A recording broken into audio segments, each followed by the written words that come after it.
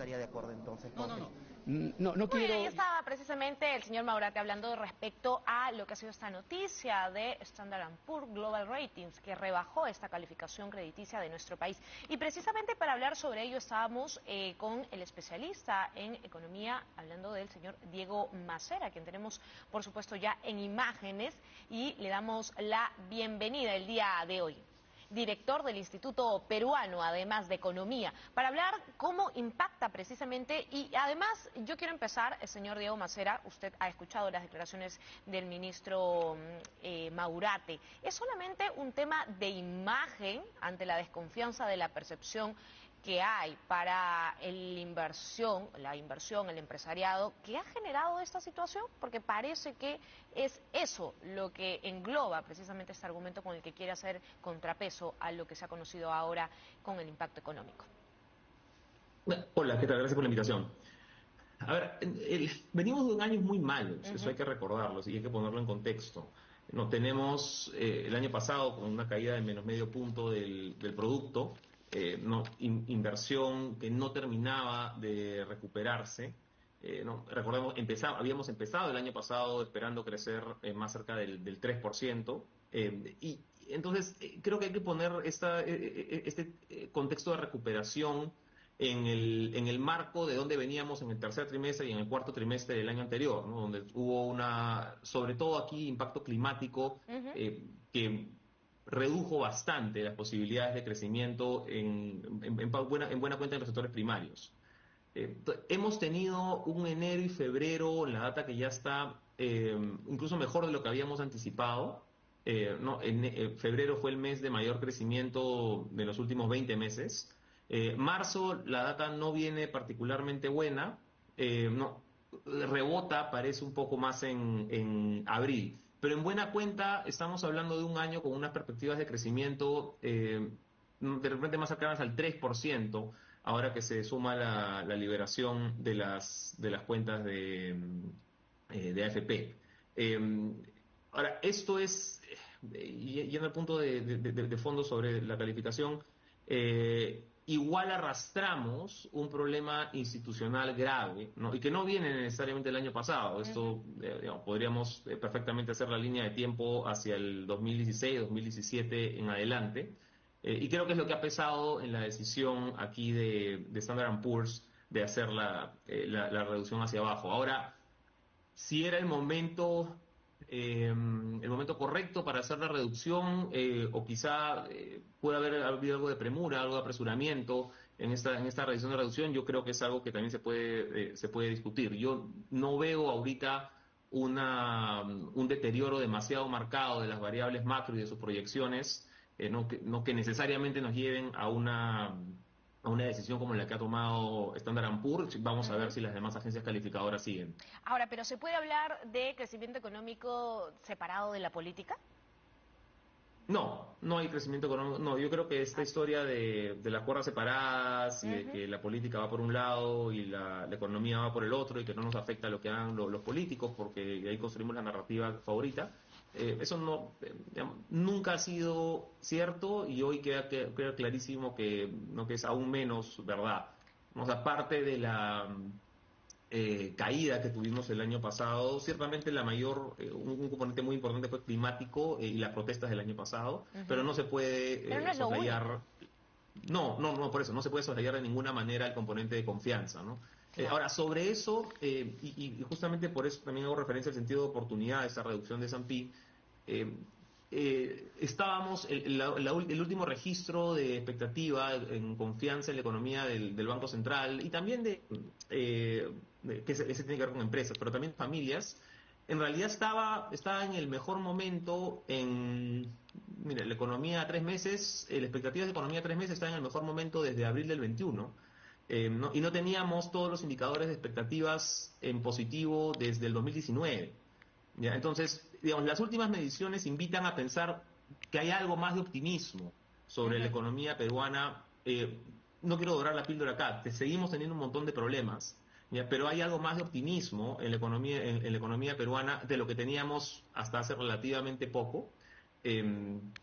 y esto debería apuntalar, debería impulsar parte del proceso de reactivación, sobre todo a partir de inversión privada, ¿no? Entonces, yo creo que es en este marco, con esos matices, que hay que entender la decisión también de Standard Poor's. Ahora, pero esta situación viene desde el 2021, ya se nos había rebajado con el señor Castillo, pero no a negativo, es decir, estamos a un peldaño de precisamente entrar en una situación al menos de evaluación para Standard Poor's Ratings sobre el impacto político que venimos arrastrando, pero que también se traduce de manera económica y con una visión internacional de lo que puede ser la inversión y significar en nuestro país.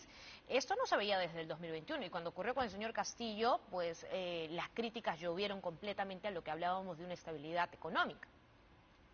Sí, tuvimos, de hecho, las tres agencias calificadoras tuvieron reducción durante la administración del señor Castillo. No, estamos con aquí en Standard Poor's estamos en el último peldaño, si Así quieren, de es. grado de inversión. En los otros tenemos un 1 y 2 respectivamente con Fitch y Moody's. Eh, Esto impacta, o sea, yendo ya al impacto, más allá de si se justifica o no se justifica, no, esto tiene un impacto sobre el costo del financiamiento del gobierno, ¿no? O sea, cuál es la tasa de interés que te van a dar a los bonos del Tesoro peruano. Y esto a su vez tiene también un correlato sobre la calificación que reciben las empresas peruanas que emiten deuda.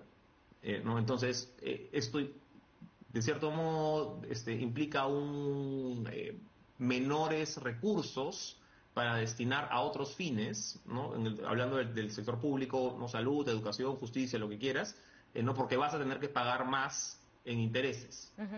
Ya, Ah, eso es en muy resumido. Y lo mismo puede suceder para empresas privadas. Normalmente hay una correlación entre reducciones de la calificación de la deuda soberana con la calificación de la deuda de las empresas que operan o están expuestas a ese país.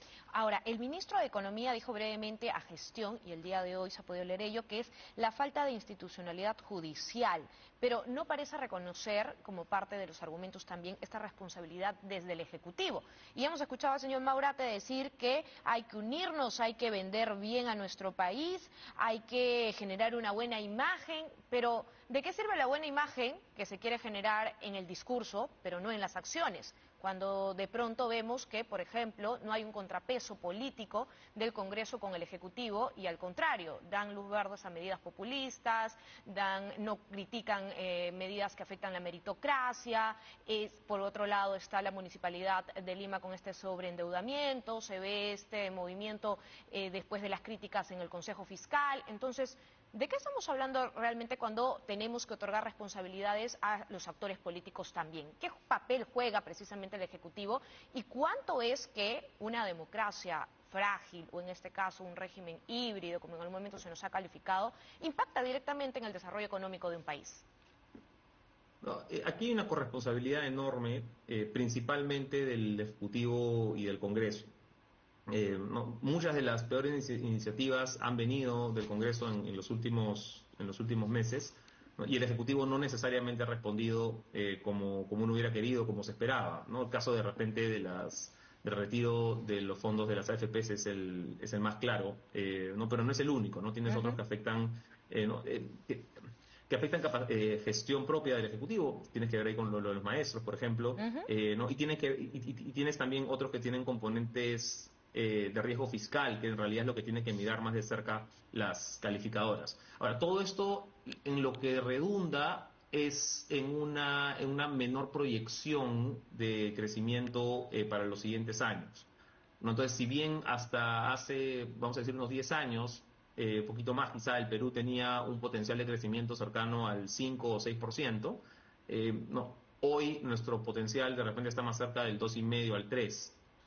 ¿No? En buena cuenta, porque no se percibe, no hay una buena proyección sobre qué cosa va a pasar en la parte institucional, en la parte política.